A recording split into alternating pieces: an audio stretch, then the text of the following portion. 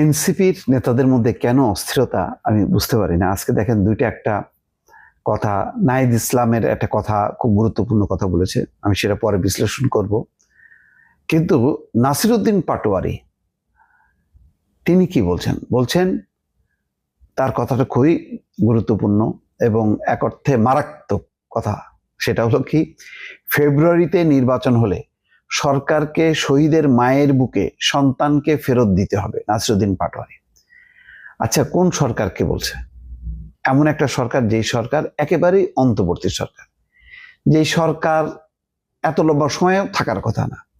তার মূল কাজ হচ্ছে যে যেই নির্বাচনটা দিতে পারে নাই শেখ হাসিনার সরকার, যে অধিকার, ভোটারদের অধিকার, জনগণের অধিকার, সেই অধিকারটা ফিরে আসার মাধ্যম হচ্ছে একটা নির্বাচন। সুষ্ঠু নির্বাচন করার জন্যই সাধারণত অন্তর্বর্তী সরকার, ইন্টারিম গভর্নমেন্ট আসে, সবাই আসে। দেখেন, অন-ইলেভেন সরকার শেষ পর্যন্ত কি করলো? এই ভং চং সংস্কার টংস্কার এটা সেটা অনেক কিছু করলো না, শেষ পর্যন্ত কি? নির্বাচন। তা শেষ কথাটা হলো নির্বাচন। তা এখন যে অবস্থা ইন্টারিম গভর্নমেন্টের, একটা নানান রকম ক্ষমতার পক্ষ, কামড়া কামড়ি, কোথাও বিএনপি, কোথাও জামাত, কোথাও এনসিপি, নানা রকম আইন শৃঙ্খলা পরিস্থিতি যথেষ্ট অবনতি।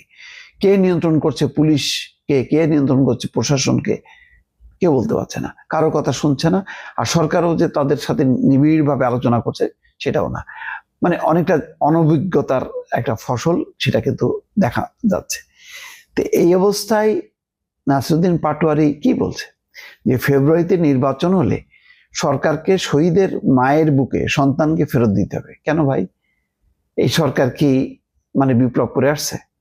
আপনারা টেনে এনে বসাইছেন ক্ষমতা, আপনারা বসতেন, আপনাদের বসার কথা ছিল, আপনাদের নেতৃত্বে সরকার গঠন করার দরকার ছিল, অথবা জাতীয় সরকার গঠন করা ছিল, রাজনৈতিক সরকার। যাদেরকে আপনারা নিয়ে আসছেন, ডক্টর মোহাম্মদ ইউনূস সহ যে উপদেষ্টারা, ওনারা কেউ কিন্তু আন্দোলনের শরিক হননি, ওনারা বাংলাদেশি ছিলেন।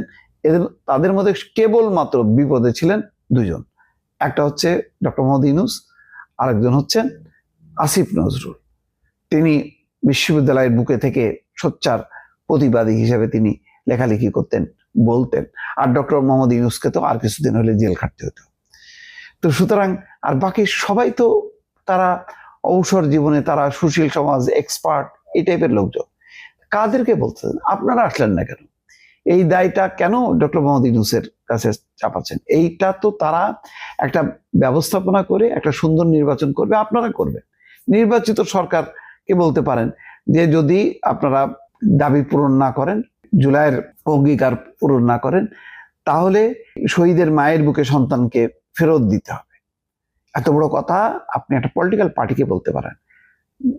নন ইলেক্টেড গভর্নমেন্ট, যাদের জনগণের কোনো ভোটে নির্বাচিত না, কেবলমাত্র দেশের প্রয়োজনে একটা সংকটে যাদের আগমন, সেই মানুষগুলোকে বা সেই সরকারকে এটা বলা যায় না।